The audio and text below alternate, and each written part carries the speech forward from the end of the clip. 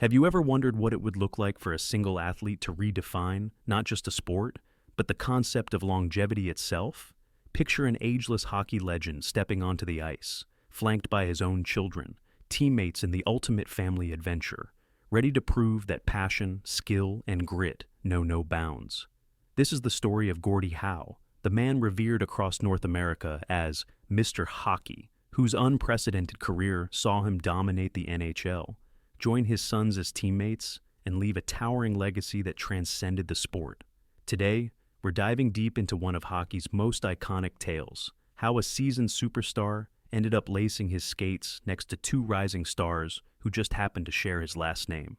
Growing up on the frozen rinks of Floral, Saskatchewan, Gordie learned to handle the puck with an uncanny mixture of raw power and calculated finesse. It was clear from early on that he was something special. Even seasoned scouts who'd witnessed the best of the best couldn't believe a teenager could skate like that. So fluid, so relentless. By the time Gordie broke into the NHL with the Detroit Red Wings in the mid-1940s, he was already turning heads. He had this quiet determination, like a man who knew exactly how great he was destined to become, but felt no need to boast about it. If you imagine the grit of the old-school NHL, wooden sticks, minimal padding, and an anything-goes style of play, then picture Howe in the middle of it, ready to dish out punishing checks, lightning-quick wrist shots, and a level of endurance that left others gasping for breath. As the 1950s rolled in, Gordie's fame soared to unimaginable heights. There's a reason fans started calling him Mr. Hockey. Every time he hit the ice, something extraordinary seemed to happen. He'd score goals with the grace of a ballet dancer one moment and throw down with an opponent in a rough-and-tumble fight the next, illustrating that hockey was equal parts artistry and warfare. Sports writers across Canada and the United States raved about him, labeling him a phenomenon. Coaches from rival teams would lose sleep trying to devise strategies to slow him down, often to no avail. By the late 1960s, Gordie was a household name, the face of the Red Wings, and the man who held more records than some entire franchises could dream of. But no dynasty lasts forever, and with time, changes rocked the hockey world. The NHL faced new competition from a renegade league, the World Hockey Association, WHA. At first, traditionalists scoffed at the WHA, predicting it would fold under the NHL's juggernaut presence. But the upstart league had a few tricks up its sleeve: better pay, more freedom for players, and it soon caught the attention of some of hockey's biggest stars. One of those stars was Gordie Howe, who'd been enticed not just by a fresh challenge, but by an irresistible proposition: the chance to skate alongside his teenage sons, Mark and Marty. For Gordie, who'd spent decades dazzling crowds in Detroit, the idea of sharing the ice with his own children was a dream that transcended contracts, records, or even loyalty to the NHL. It was about family. And so, in a move that stunned the sports world, Gordie Howe signed with the Houston Aeros of the WHA in 1973. Imagine the moment he stepped into that Houston locker room, a 40-something legend entering a league known for giving new talent a shot at stardom. Waiting there were Mark and Marty, wide-eyed but fearless, eager to prove that they weren't just there because of their father's fame. Reporters immediately seized on the story. A father playing professional hockey alongside his two sons seemed too good to be true. Skeptics wondered if Gordie's best days were behind him, if Mark and Marty could handle the pressure, or if this was simply a marketing gimmick. Yet none of that outside noise could drown out the raw thrill each time they took the ice together.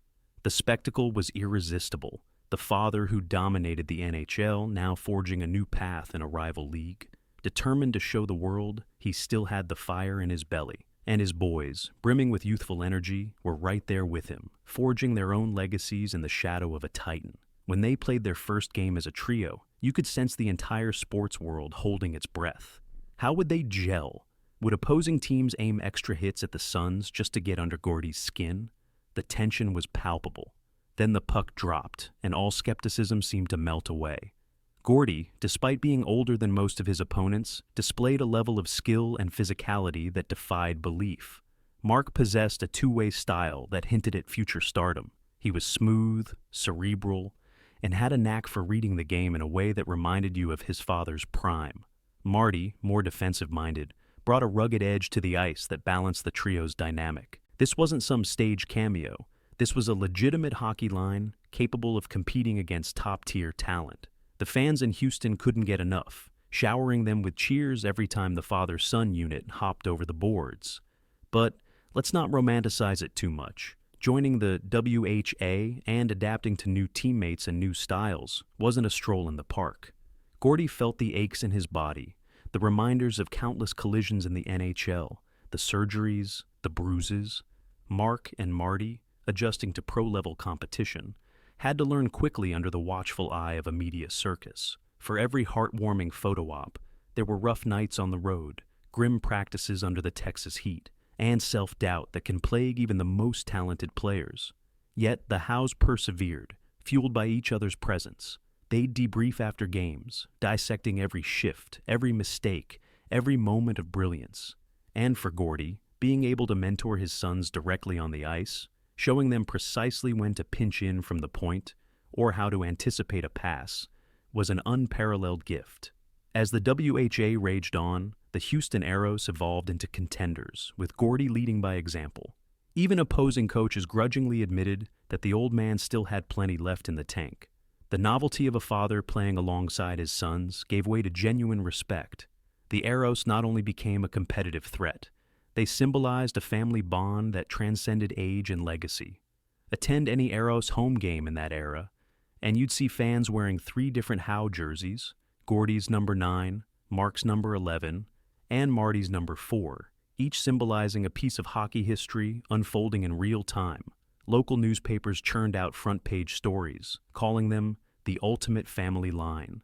It was as if the sports gods had orchestrated a perfect storyline, the unstoppable veteran forging a second act with 2 heirs apparent to carry on the legacy.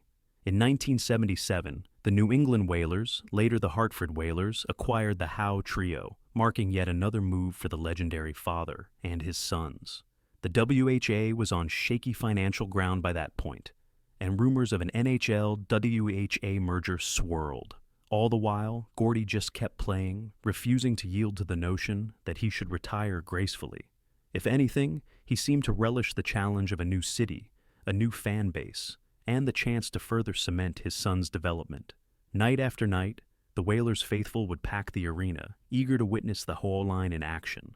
Despite the turnover in teammates and the uncertainties surrounding the league's future, their chemistry remained palpable.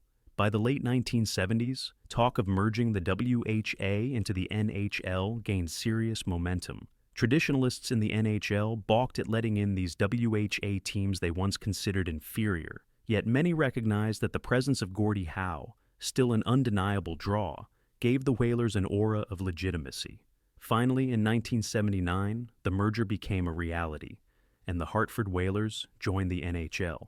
Suddenly, Gordie Howe, now over 50, was back in the league he once dominated, still wearing skates, still logging minutes, still collecting points. It felt surreal. Media outlets across North America turned their cameras on him yet again, marveling at his resilience and the fact that Mark and Marty were also suiting up as bona fide NHLers. For fans of the old Red Wings, it was a poignant sight. The same Mr. Hockey they'd worshipped decades earlier, now wearing a Whalers jersey alongside his kids. And to those who'd missed out on seeing him in his prime, it was a chance to glimpse living history. This was the man whose career spanned 5 decades, who'd started in an era of 6-team leagues and black and white broadcasts, and now found himself in the bright lights of a 21-team modern NHL. Think about that for a moment. Gordie Howe had played before Wayne Gretzky was born, and by the time his career was winding down, Gretzky was already rewriting record books himself. The continuum of hockey greatness was on full display. Of course, father time catches everyone, and eventually Gordie had to hang up his skates. But not before one final moment in the 1979-80 season. He stepped onto the ice at the age of 51. No special accommodations, no ceremonial cameo. He was truly part of the roster, tallying points, battling along the boards, and still winning fans over with his trademark grin. Watching him line up for a face-off, with Mark a few feet away, must have felt like stepping into a parallel universe where legends live forever. At the end of that season, Gordie finally decided it was time. closing the book on a professional career that spanned an unprecedented 32 seasons. Mark would go on to become a Hall of Fame defenseman in his own right, while Marty had a respected career as a dependable blue liner, proving that the Howe name could stand tall across multiple generations. Even today, you can bring up Gordie Howe in a conversation with hockey enthusiasts, and eyes will light up. There's the awe for his statistical achievements, over 800 NHL goals, a record that stood until Gretzky arrived, thousands of penalty minutes, countless all-star appearances. And then there's the deeper admiration for the intangible, the sense that Howe's longevity and devotion epitomize a core ideal of sports, the pursuit of excellence tempered by deep familial loyalty. In an era when most athletes look to retire in their late 30s at best, Gordie played well into his 50s, a feat so staggering it still feels like folklore.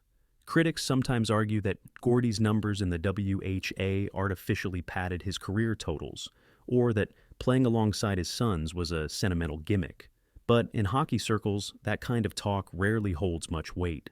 The man proved himself repeatedly, whether in the rugged original 6 days or against a new generation of stars. He took elbows to the face, delivered countless checks, scored game-winning goals, and all the while carried himself with a stoic humility that made even opposing players tip their hats.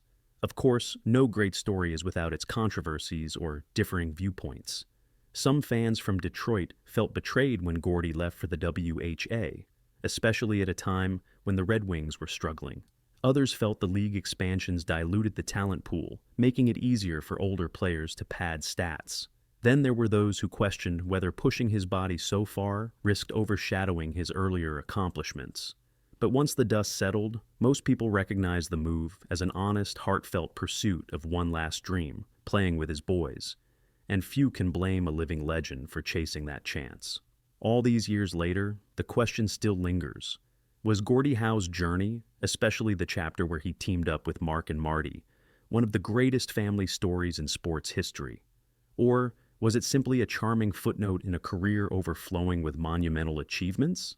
Maybe both. When you look at the way fans still talk about it, how parents tell their kids the story of the time that Gordie Howe played hockey with his sons, it's hard to argue that it wasn't a defining moment. It was hockey's version of a legend refusing to fade quietly, instead inviting his heirs to join him center stage for one final round of applause. So, what do you think? Does Gordie Howe's father and sons saga rank as hockey's most heartwarming triumph? Or is it overshadowed by his towering achievements and the countless records he set over the decades? Let us know in the comments. After all, the legacy of Mr. Hockey is still being written by the stories we pass on and the reverence we hold. Because if there's one lesson Gordie Howe leaves us with, it's that greatness might start on the ice, but it lives on in the spirit we carry and the bonds we form every step of the way.